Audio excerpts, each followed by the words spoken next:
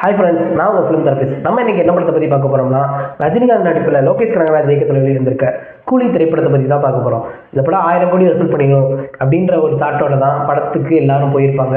And படமும் அப்படி தான் இருக்கணும்னு எல்லாரும் நினச்சிருப்பாங்க.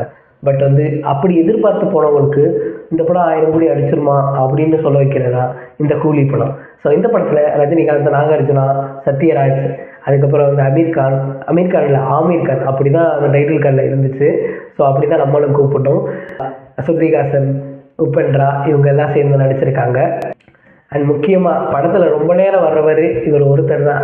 அவர் தான் நம்ம Soubin sir. So Soubin sir தான் படத்தில் ஒரு வில்லன் ரோல் மாதிரி பண்ணியிருக்காரு. ஸோ படத்தில் பாதி நேரம் அவர் தான் வராது. அவர் தான் ரஜினி சாரோட டாம் அண்ட் ஜெர்ரி ஃபைட்டு, அந்த மாதிரி சீன்ஸ் எல்லாம் ரொம்பவே அருமையாக இருக்குது. தென் இந்த படத்தோட கதையை பற்றி பார்த்தோம்னா, இந்த படத்தோட கதை ட்ரைலர் எப்படி இருந்துச்சோ அதே மாதிரி தான் இருந்துச்சு.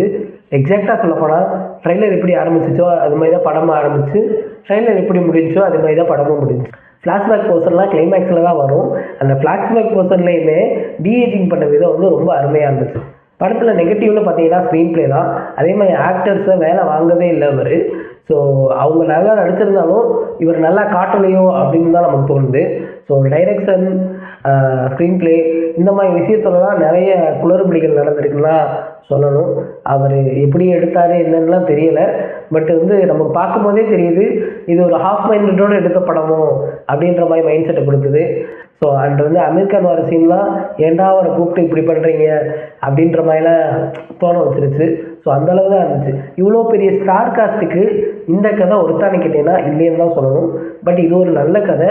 ஸோ இந்த ஸ்டார்ஸை மைண்ட்ஸில் வச்சுட்டு நம்ம பார்க்கும்போது அந்த படம் ஒரு ஒருத்தில்லாத படமாக தோணுது. அவெஞ்சர்ஸ் படத்தில் ஒரு குப்பை கதையை, ஒரு பழிவாங்கிற கதையை எடுத்து நம்ம அங்கே வச்சா நல்லா இருக்காது இல்லையா? ஸோ அந்த மாதிரி ஒரு ஃபீல் தான் இந்த படமும் நமக்கு தருது. ஸோ இந்த படத்தில் மியூசிக் பற்றி பார்த்தோம்னா அனிருத் சொல்லவே தேவையில்லை, ரொம்ப அருமையாக பண்ணியிருக்காரு. அண்ட் சினிமாட்டோகிராஃபி, எடிட்டிங் இதெல்லாமே ரொம்ப அருமையாக இருந்துச்சுன்னா சொல்லணும். ஸோ மொத்தத்தில் இந்த படம் எப்படி இருக்குது அப்படின்னு கேட்டிங்கன்னா, ஸோ நீங்கள் ஒரு ஹை எக்ஸ்பெக்டேஷனோட போய் பார்க்குற படம் இது இல்லை. அதாவது கைதியோ, விக்ரமோ, இல்லை ஜெயிலரோ, இல்லை வாட் எவர் இட் இஸ்.